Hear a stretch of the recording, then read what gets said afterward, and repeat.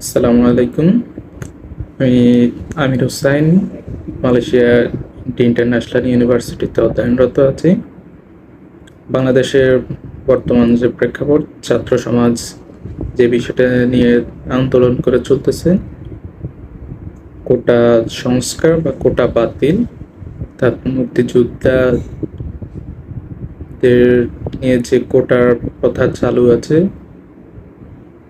সেই কোটা বৈষম্য সৃষ্টি করে রাখছে ছাত্র সমাজ, সাধারণ জনগণের মাঝে চাকরি পাওয়ার ক্ষেত্রে থেকে শুরু করে বিশ্ববিদ্যালয় ভর্তি পর্যন্ত সকল স্তরের থেকে এই কোটা বাতিলের জন্য আমরা বাইরে যারা রয়েছি স্টুডেন্ট হিসেবে আমরা সকলে তাদের সাথে একত্রতা পোষণ করি।